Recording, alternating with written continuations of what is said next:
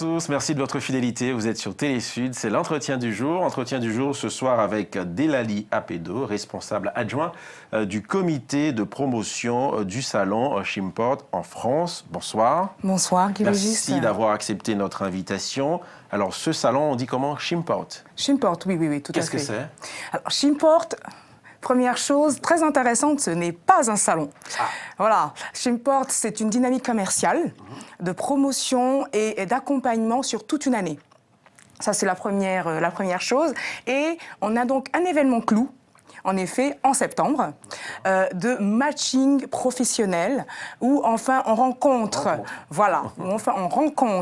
des investisseurs et des acheteurs asiatiques sur place. Et ça se passe donc à Guangzhou, à Canton, la ville de Canton. Du 23 au 28 septembre prochain. Au 28 septembre, donc on a Guangzhou et on fait un tour également à Bangkok, où on rencontre également donc des acheteurs et des investisseurs qui nous y attendent. Alors cette année, c'est la deuxième édition. Deuxième édition, tout à fait. Et vous, comment vous avez eu l'idée, comment ça s'est passé? Qui a été à l'initiative de cette rencontre? Alors, c'est une idée, au départ, une initiative, plus qu'une idée, même une initiative au départ de M. Stephen Hu, qui est le responsable en chef de toute cette dynamique et qui a en effet donc le soutien de la ville de Canton, de Guangzhou, et qui d'ailleurs nous met à disposition le local et tous les infrastructures pour accueillir dignement les différents acteurs économiques qui vont venir présenter leurs produits et leur production.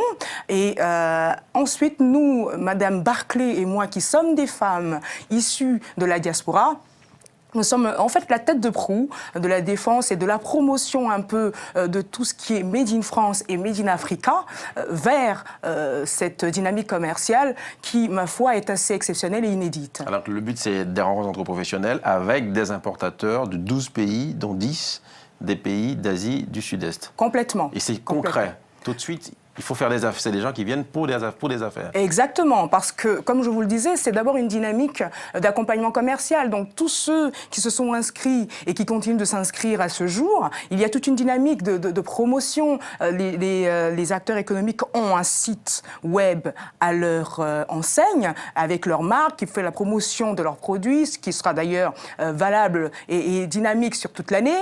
Et en plus, on aura cette dynamique de SMS, de MMS, de promotion réellement active qu'on fait vis-à-vis des acheteurs et des investisseurs, de sorte que justement on prépare en avance les rendez-vous.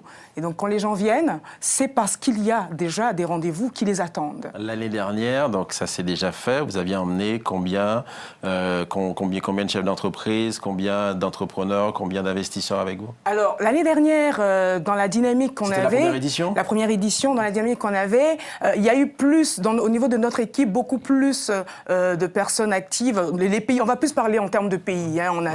On avait à peu près 47 États qui étaient là.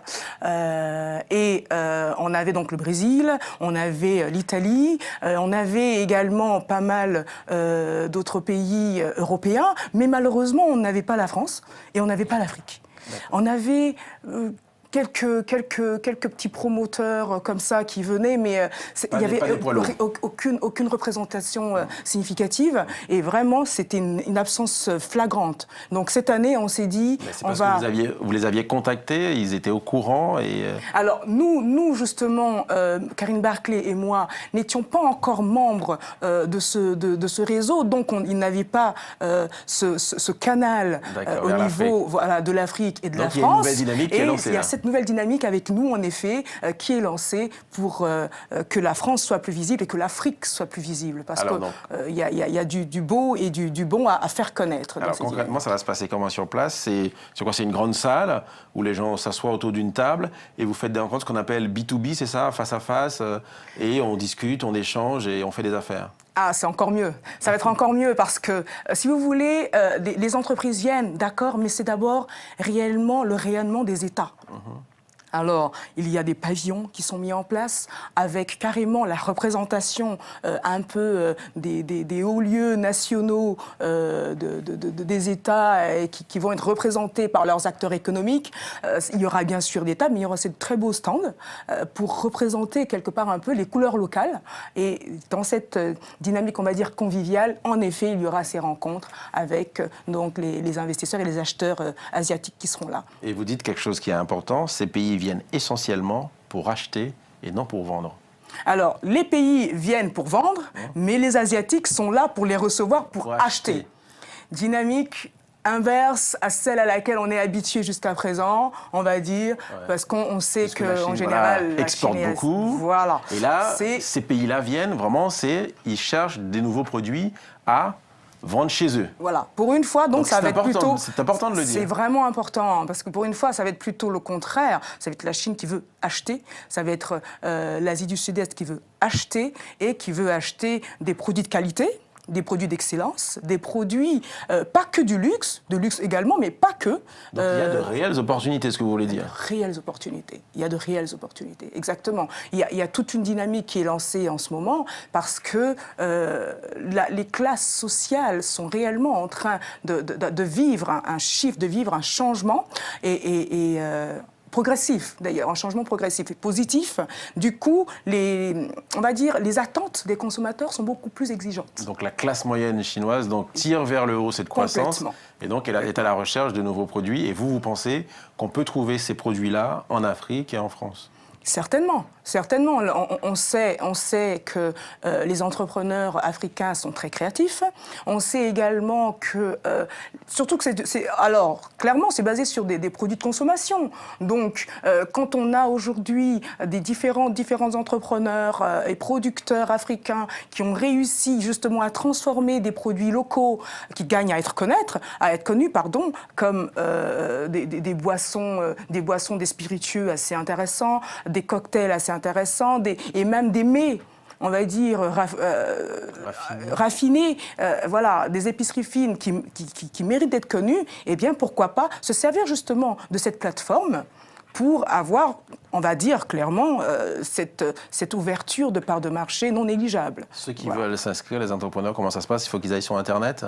Alors, ils peuvent nous joindre directement, tout simplement. Ils peuvent nous joindre directement pour tout ce qui est de la dynamique franco et africaine vers ce salon. Ils peuvent très bien nous joindre directement sur contact@adges.fr. On est à leur disposition. Ils peuvent également aller sur le site adges.fr où là, ils ont réellement toute la plaquette et tout en français, spécialement faite pour eux, dans ce cadre-là. Oui. Avec donc des secteurs, vous dites alimentation, vin, cosmétiques, électroménager, mode et accessoires. Et vous, l'Afrique, quand vous faites ça, vous pensez que c'est une manière aussi de défendre une autre Afrique, de dire que l'Afrique produit des choses et on n'est pas que des consommateurs ? Complètement. Complètement. Il y a longtemps qu'on n'est pas que des consommateurs et il est temps qu'on le sache et qu'on le fasse savoir, tout simplement, puisque justement, on se bat pour montrer qu'on est créatif et quelque part, on se bat tout en étant passionné de cela. On le voit tout le temps, donc tant qu'à faire, autant profiter en effet de cette plateforme-là. Alors vous-même, qu'est-ce qui vous a poussé vers cette initiative-là, vers cette plateforme-là, vers justement cet événement, mettre en rapport des entrepreneurs et ceux qui veulent acheter ? Vous pensez qu'il y avait un manque, qu'il y avait peut-être un manque de désir, un manque de connexion ? Alors honnêtement, on s'est rendu compte que c'était plus un manque de diffusion d'informations. On sait dans le conscient, dans l'inconscient collectif, l'Asie exporte. Ça, c'est dans la tête de tout le monde, c'est difficile à enlever et on se dit, bon, mais voilà, l'Asie exporte, moi, j'ai pas forcément envie d'acheter, voilà. J'ai besoin de marché, au contraire, moi, pour développer mon business, eh bien, on est là pour faire savoir que l'Asie importe.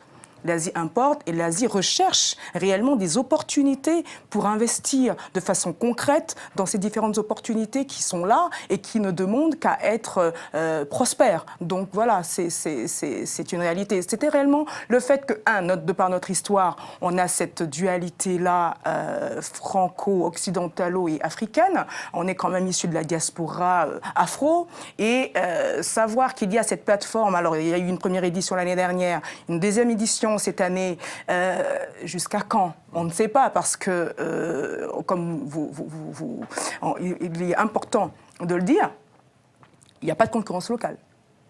Durant cet événement-là, il n'y a pas de concurrence locale, c'est-à-dire pas de marque chinoise qui va pouvoir vendre. Il faut avouer que c'est une opportunité très intéressante.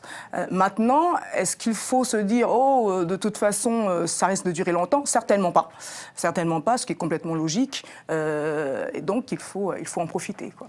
Alors, ce qu'on a vu aussi, les chiffres que vous donnez, la Chine exporte, elle importe aussi beaucoup, 1800 milliards de dollars de biens et de services. C'est beaucoup, forte demande de cette classe moyenne chinoise. Il faut marteler ça et le dire, le répéter. Complètement. Alors, comme justement, dans l'inconscient collectif, on se dit la Chine exporte, l'Asie exporte et exporte surtout, mais voilà, 2000 milliards quand même d'importations contre 1900 milliards d'exportation. Le gap, on va dire, voilà, il est quand même là, et il faut le savoir. Il faut le savoir, et les produits, rien que pour les produits de consommation, il y a quand même 3000 milliards de dépenses par an par la population chinoise. Et de plus en plus, l'augmentation est quand même de 18% chaque année. Et donc les Chinois et les Asiatiques, en général, veulent des produits de qualité, veulent des produits d'origine, de marque, fiables. Voilà. Ils ne veulent pas de copie. Donc, c'est intéressant de le savoir et d'en prendre acte et d'agir. Alors, vous avez mis l'accent aussi sur le fait que c'est l'occasion de mettre aussi l'initiative des femmes, de mettre en avant justement ces femmes-là, vous, votre associé avec qui vous travaillez. C'est important de dire que ce sont des femmes qui mènent cette opération. C'est important de défendre aussi cet aspect-là. Oh non, pas vraiment, non. On est juste des acteurs économiques, mais bon... Le fait est que nous sommes des femmes.